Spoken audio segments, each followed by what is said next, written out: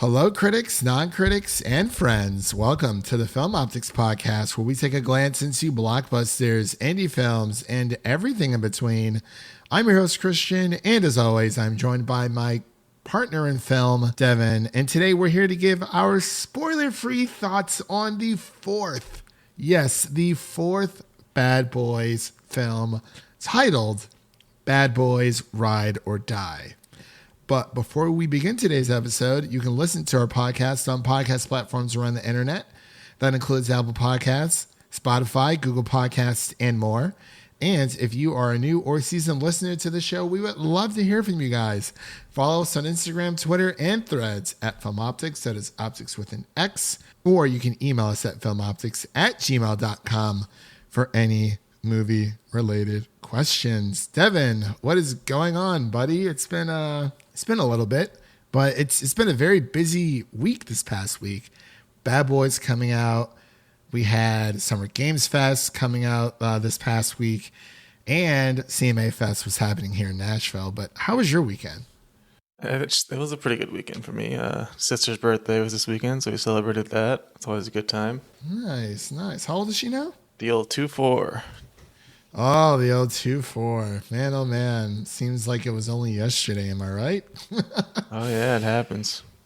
Yeah. Well, I'm glad she had a good birthday. Did you get her anything special for her birthday? I mean, nice and easy. Just slide her an Amazon gift card. That's all you need. Wow. Okay. How much was this Amazon gift card? It was a solid 50. I think that's respectable for a sibling gift where it's like, hey. Yeah, you can't complain about that. Exactly. Like, I feel like $50 is solid altogether. Honestly, that's what I do with my sister as well. I'm just like, here, I will give you, either I'll like Cash App you or, Venmo you $50 and you can do whatever the heck you want with it. People know exactly what they want. So it's just easier to give them the money to go do so they don't have to use their own money. Exactly. Yeah, look at you, brother of the year. Well, now she's got to return the favor. That's what they say. So now, you've invested $50 into her. Now she has to invest $50 back into you. And you only have to wait a month. It's exactly. A quick return on investment. And the cycle continues. That's awesome, man. That's awesome. Did you do anything else, or was it just all about the sister's birthday this weekend? Yeah, just hanging out. I did watch before heading out for birthday plans. I watched Hitman on Friday night. It's a good movie. Really? Okay. I will have to check it out. I honestly forgot that it was coming out. This is honestly like the year of Glenn Powell anyway. And within years prior, he's been in some really interesting projects. He's going to be in the new Twisters movie coming out. He was in Anyone But You. I still have to watch that as well. Maybe I can do a double feature. Yeah, do the Glenn Powell double feature. Both rom-coms, kind of. Okay. Yeah, it can be the Pow or the Powell squared. Both amazing leading ladies that you can definitely find yourself falling in love with if you watch. It's kind of dangerous. Yeah, I know Devin's fell in love quite a few times here on the podcast, so I know he hasn't taken a wife yet, but we'll see who he ends up with. But yeah, for me, I've been honestly outside of watching Star Wars Acolyte that comes out every week, but since I'm a little bit ahead with that versus everyone else, I've been rewatching House of the Dragon season 1. I'm just about to hit episode 5. I do 2 a day. I think that's fine, especially on the weekends. It's I was able to knock out 2 episodes on Saturday, 2 episodes on Sunday, 1 in the morning, 1 at night kind of thing. So I'm going to try my best because we got another week left. So I should be able to finish it up again. I easily could just do a recap thing, but I have the 4K Blu-ray discs. I wanted to try them out. It was a good excuse to rewatch them disc-wise. And my gosh, dude, it looks fantastic. The audio it's so clear. I always knew that there was a difference between watching something on streaming versus watching it on a disc because there's uncompressed files. But my gosh, I actually watched the first episode on HBO Max, And then I turned around and watched it on my 4K disc. The audio, it's night and day, dude. I never even realized, especially for these newer shows, how compressed these files are for streaming. Like, it still sounds good streaming wise, but like, oh my God, it's insane. But with all that said, I'm glad that you had a wonderful weekend. Glad that your sister had a wonderful birthday.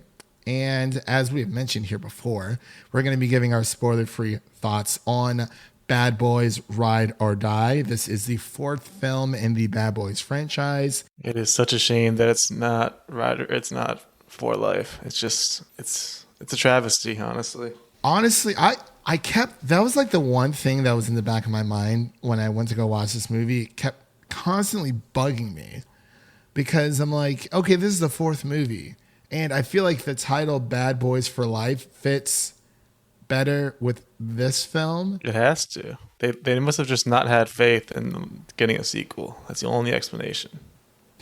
That's true, and it's the same directors returning, I believe, if I'm not mistaken. The ones who made Batgirl. Apparently, that movie was unreleasable, and they can make movies like this. It makes sense. Yeah, because I think we kind of had the same conversation when we covered Bad Boys for Life, and I was like, yeah, there's no way Batgirl's that bad, and then Warner Brothers just nixed it for tax write-offs. But as we said before, we are going to be giving our spoiler-free review here before we get a little ahead of ourselves. I don't want to get too ahead of ourselves here, but we're going to be giving our spoiler-free review here of Bad Boys Ride or Die. So without further delay, we'll be right back after this introduction to Bad Boys Ride or Die. Mike, there's a storm coming. Things are going to get bad. We're going to be tested. Just know we're good. Tonight. Boys, if you're seeing this, I'm probably dead. Whoever gave the order to kill me is in the department. They're coming after you next. You should be careful. Your people want you dead. We're being framed.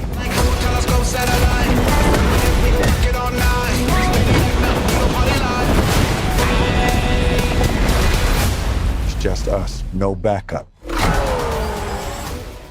And we are back with our Bad Boys Ride or Die spoiler-free review. This film is directed by Adil El Arbi and Bilal Fallah and is written by Chris Bremer, Will Beal, and Giorgio Gallo, and stars Will Smith, Martin Lawrence, Vanessa Hudgens, and so much more.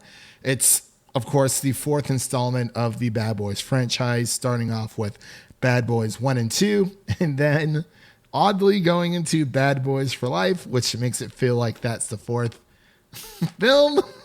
I feel like these titles need to be switched with each of these movies, but honestly, they should just switch the titles around, just like Harley Quinn did with that terrible title. Like, no one would care. It doesn't affect the plot of the movie. It would just make everyone happier. Just switch Ride or Die and For Life. That is very true, because now that I think about it, I was thinking that Bad Boys for Life makes sense here because of certain events that happen. But yeah, I feel like they just need to change it up. Just change the name of the movie itself, because the films themselves, like Bad Boys 3 and 4, are really good.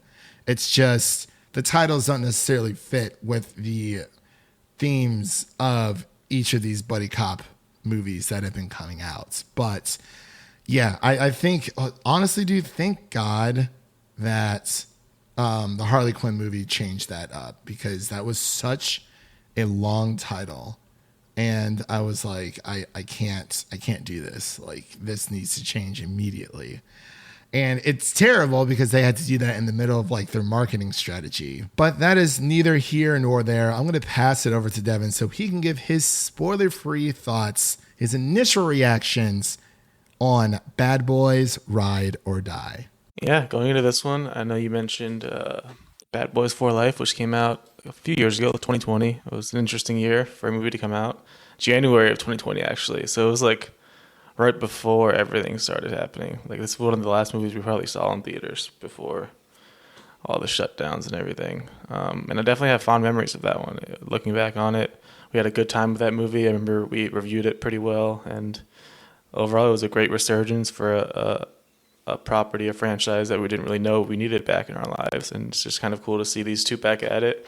And I think Bad Boys Ride or Die just kind of amplifies that even more in this entry, and kind of ups the ante with a bit more action, and definitely continues the comedic chops of Martin Lawrence and Will Smith. I think it's just so fun to watch Martin Lawrence specifically, how funny he is in this movie.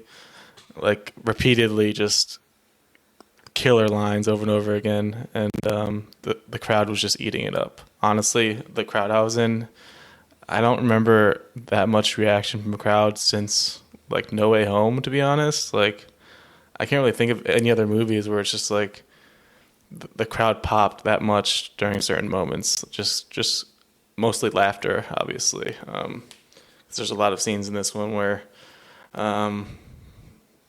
they get the laughs out of you. Martin Lawrence, obviously, and then towards the end, there's a special character that gets his moment, and I think that one definitely got a loud applause. So it's just so cool to be a part of that, and it's always cool to have that theater experience. And I think it's very important to go see this in a theater if you do enjoy Bad Boys or any of these actors, because it's doing pretty well right now for a rated R movie. Everyone thought it was doom and gloom for the box office, but this movie's doing pretty well, despite some people not really seeming to want it to do well because of the Will Smith slap fiasco that people are still lingering on to. We can get into that later if we want, but I feel like at the end of the day, this is a great entry into the series. Kind of keeps the revitalization going. I don't know if they want to continue doing more. I guess it's just up to the core two actors if they want to make more, because I feel like they can keep pumping them out if they want to. And also the director talent they have here is definitely showing what they can do, possibly with a future in the MCU. They've been mentioned for the Spider-Man movie, Spider-Man 4. They've been mentioned for Avengers, I believe. So they definitely have the chops to do it. There's a lot of great shots in this movie, a lot of cool like FPS type shots where you're seeing the viewpoint of the actual guns, and then there's actually even some cool drone shots. I feel like drones are usually pretty lame in movies. Like I can't really think of any other examples where drones are used pretty well, and I feel like this is a good example of one. Kind of cool, some cool drone shots in this one. And I feel like the ending of this movie, I loved the setting of it. I just loved how like wacky and crazy the last location is that we're at for the final showdown. Oh, yeah. So I got to ask you really quick before I give my initial reactions. Were you the only white person in your theater? Definitely the row I was in. Definitely that. I know that much. I didn't really look around anywhere else, but definitely did notice that in my row. Okay. Yeah, because my friend Matt here in town, he went to go see it, and he said he was the only white person in the entire theater. I mean, it's cool, though. I mean, they showed out, obviously, and then there's a lot of great reactions. Yeah, I would say that Bad Boys is one of the few like black culture films just in general that still hits, and people are still going to come out for it. Like, I made the mistake of seeing this at like 10:30 in the morning, but it was the only time I was able to see it. And I'm not sure if anyone else knows this, but Regal does this really awesome thing. Even for new movies, it's like Value Fridays. It's like a pre-matinee. I saw this. I paid $6 for my ticket, Devin.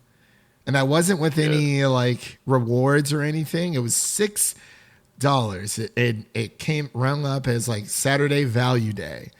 And I was like, oh, wow. I was expecting to at least spend like $12, maybe $13 on this ticket because I was not able to go to my screening, regretfully. I had a few other things I had to take care of. But even though I saw this movie at 10:30 in the morning, which, by the way, watching movies in the morning, there's nothing else like it. I'm telling you. Nothing else like it. If you got nothing going on in the morning, you know, you wake up, take a shower, brush your teeth, you know, make yourself some breakfast, pop down, watch a movie before you leave the house for the day. Or if you're going to the theater, obviously you have to leave the house, but before you do anything important, because I got out of the theater and I had the entire day ahead of me and I was able to go back into this world and experience these characters. You have Martin Lawrence and Will Smith, who in the 90s were powerhouses in their own right when it came to their own respective sitcoms. And that is what makes this so great, is that you see these characters like from Will from Fresh Prince and Martin Lawrence from Martin. And it's like, it's just a perfect combination. It's like, who doesn't love Martin Lawrence? Who doesn't love Will Smith? And of course, everyone's talking about the whole slap thing. I don't want to hear it, because if it was anyone else who was not a person of color that did that, and this was their movie coming out, everyone would give them grace. Everyone would try to, spin it as just like a one-off mistake. Will Smith knows what he did was wrong. He's even admitted it. And he's also shared a little bit of wisdom here with us within these past few weeks on the press junkets, specifically why people are opting out of going to the movie theater versus going to, or, watching movies at home versus watching movies in a movie theater. He had said that it's harder to convince audiences, to go to the movie theaters when TV shows can now deliver such a high quality at home. And he said, quote, "The definition of a hit is still pretty much the same. Essentially, it's just harder to get one," unquote. And that was from a YouTube interview altogether. But he's absolutely right, like 1,000%. But I don't want to get too off track here, because I do want to give my thoughts about this movie. It was hilarious. There was about maybe 10 people in my theater. I mean, again, who sees the movie at 10:30 in the morning? Just a psychopaths, I guess. But even with the 10 people that I sat in that theater with and watched this movie, everyone was howling and laughing, especially when Tiffany Haddish came into the mix. And I was like, that was a hilarious scene. I was like, oh, okay, we're going there. Like, this is a rated R buddy comedy film. The action was top notch. Even though, like, I will say Martin Lawrence definitely did crack more of the jokes this time around than Will did, but it's a perfect dynamic duo where they're able to balance each other off. This is their fourth time, within this franchise making this movies. And I would say they're just as enjoyable as the first two Bad Boys. Like, yes, they're getting older, and, you can see that within the, within both actors, but it's like, that's just life. You get old, you gain a little bit of weight, but they still look movie camera ready. I would say they're just older guys. They got the fresh, clean cuts going on. So it's like, what's not to love? And also what I liked about this film, and pretty much every Bad Boys film, is that the plot is just so easy to follow. There's a lot of twists and turns that are happening within this movie. There's a few red herrings, but it really ties into the previous film. So this, like, yes, it is a sequel, but it does tie into the events, and characters do appear from the previous film that are now appearing in Ride or Die, which it makes it seem like it's more of a direct sequel than just like, oh, here's another Bad Boys film. They're doing wild, crazy stuff again. But yeah, this one, I feel like Ride or Die is a direct sequel to Bad Boys for Life. But it was just so much fun. It's like, I mean, there's really nothing bad to say about this movie. Like, I had a good time. Like, the action was there, the writing was on point, and it didn't feel like any of the reveals were too, like, eye-rolly or anything like that. Like, you kind of started to catch on after a while, but even knowing what I know now, or guessing who certain culprits were, it's like, I wasn't like, oh, of course it's this person or that person, whatever. Because this is more of a framing of sorts film where, there was one reveal that was really obvious, I would say. Yeah, I think I know which one you're talking about. But even so, they did a great job executing it, as in it was pretty cool to see how everyone reacted and like the aftermath to it, I guess you could say. But it wasn't like an eye rolly like this. It's funny. I mean, I'm sorry that I'm hogging up the mic here, but it's funny because this film feels more like a Fast and Furious movie than the actual Fast and Furious films, like recently, if that makes any sense. Yeah, I was just going to say that it feels like the Bad Boys franchise is what the Fast and Furious franchise wants to be, and they're executing it better than Fast and Furious is currently. They even had a nice family cookout at the end of this one that definitely outdoes Fast and Furious family times that they always try to incorporate into their movies. And also, obviously not as many car chases and everything, but Fast and Furious has been weaning off of that as well. But I just think they do the action comedy buddy cop bit a lot better than Fast and Furious is currently. I definitely agree with you there. Yeah, it's weird because, I mean, Fast and Furious knows what it is, and so does this film franchise. But, you know, I think the difference is that this film franchise isn't trying to raise the stakes even higher than its previous predecessors. And I feel like that's what Fast and Furious has become. It's like, oh, we got to do something even more crazy. And it's the same thing with Mission Impossible. It's like, okay, what stunt is Tom Cruise going to do next? Because it's like, you know, there's always a big stunt that Tom Cruise does in Mission Impossible. And it's like, honestly, the only thing that this man can do now is film a movie in space. So, and I feel like Fast and Furious franchise does the same thing. But with Bad Boys, it's hilarious, but it also feels grounded, and it's not trying to outdo the previous film that came before, if that makes sense. Yeah, that makes sense. Definitely not to space or world-saving events like Fast and Furious does, and not leaving everything off on a giant cliffhanger. Yeah, that was I think Gal Gadot's character just pops out of nowhere. You know, it would be so crazy. But yeah, it's a great time. I think everyone should go see Bad Boys Ride or Die in theaters. Whether it's your first Bad Boys movie or not, like, I feel like you can jump into this, because even though I mentioned that this is a direct sequel, they do reference the previous movie quite a bit so that you're kind of caught up, so that you can watch Bad Boys Ride or Die without watching Bad Boys for Life. So, Devin, I'll pass it over to you. Was there any other talking points that you wanted to bring up before we get into our final thoughts and ratings? Yeah, without spoiling anything too much, I just wanted to give a shout out to Reggie.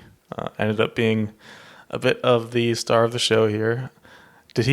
Was he introduced in Bad Boys 2? I think I don't remember which one it was. It was either 1 or 2, but he is the son-in-law for old Marcus. And obviously, you can understand the relationship that a son-in-law and father-in-law have. So it was very funny that they brought him back, and what they gave him to do in this role. It was just amazing. And then just definitely a crowd pleaser. Good old Reggie. I wonder if he's been in anything else, or is he just a bad boy? There was also I also wanted to mention, there's a lot of cameos in this movie, which was cool to see. Yeah, that is very true. And I think Reggie, he was either in Bad Boys 1 or 2. I can't remember which one. It's been so long since I've seen them. But honestly, it is not a Bad Boys film without Reggie.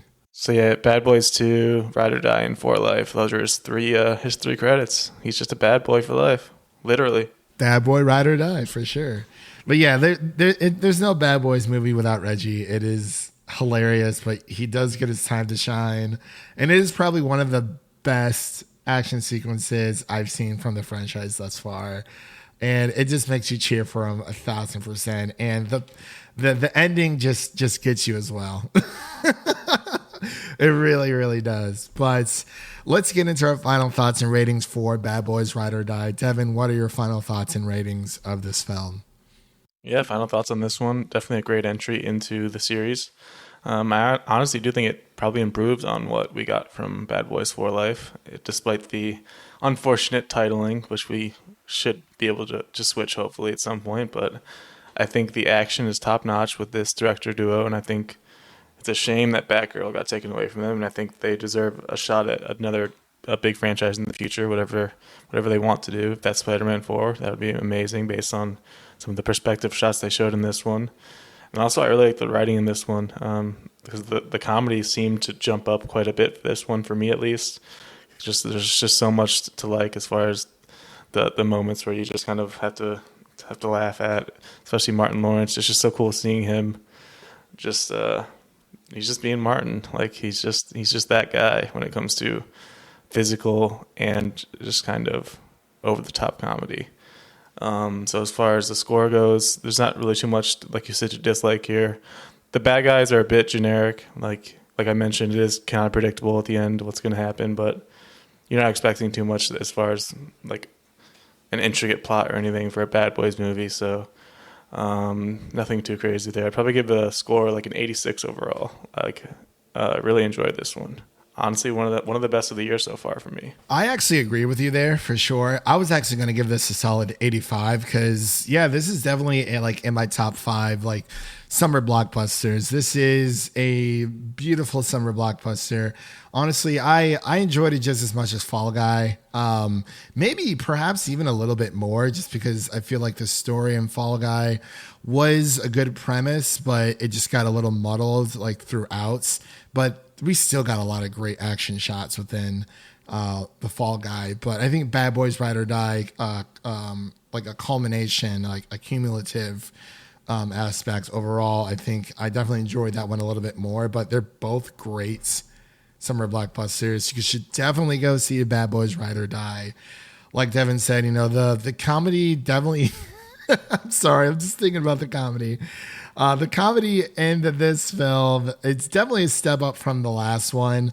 I feel like, this directing duo was trying to find their footing a little bit, but it still works with Bad Boys for Life. But Bad Boys Ride or Die is amazing. This is something I would definitely own on Blu-ray. Like I would own like a 4 franchise 4-film collection of the Bad Boys franchise. Because it's just one of those greats.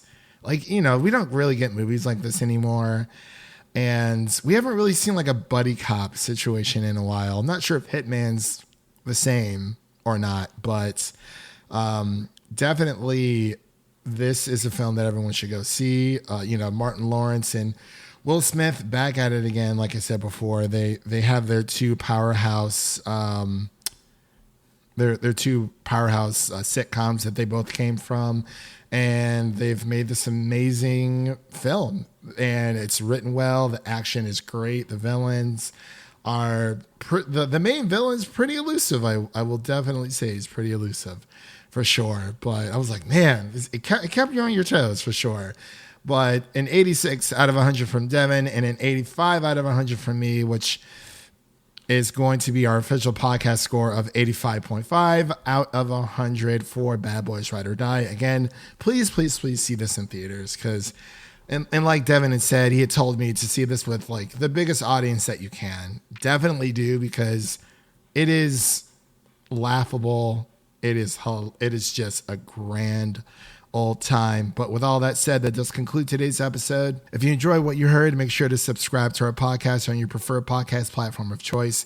Make sure to follow us on Twitter, Instagram, and Threads at From Optix. That is Optix with an X. And don't forget to share an episode of our podcast with a fellow movie lover, whether it be your mother, your brother, or your significant other. Spread the love for the Film Optix podcast with a movie lover in need. Now let's take a sneak peek of what's coming up next on the show. So for coming up next, we're going to be covering The Boys. I think at least the first 2 episodes starting off, and then we will be doing a season 1 review once the series finale or season finale wraps up. Possibly same with The Bear. I'm not entirely sure. I know Devin's not going to watch House of the Dragon, which is totally fine. I think that's just going to be my little reward. Not having to cover that, or I might cover it on my own. I don't know. I can be a maniac like that sometimes. But those are just a few review releases that are coming out. We also have A Quiet Place Day 1 coming out within the ending of June, and as well as Inside Out 2. So we'll be covering, that'll be our next film that we're going to be covering here. And when it comes to new review releases, you can listen to our Star Wars The Acolyte episodes 1 and 2, our spoiler-free takes on that show, as well as Furiosa, a Mad Max saga that's also spoiler-free, as well as our X-Men 97 Season 1 review, and our Kingdom of the Planet of the Apes review as well. And with all that said, thank you all for listening. If you enjoy the show, please take a moment to leave us a 5-star rating and review on Apple Podcasts and Spotify. That helps with our placement of the show. And make sure to stay connected with us by following us on Twitter and Instagram and Threads for the latest updates. All that social media garbage can be found in the description of this podcast episode. That was Devin, and I'm Christian, signing off. And remember, life is like a movie. So go out there and make it a blockbuster. Peace.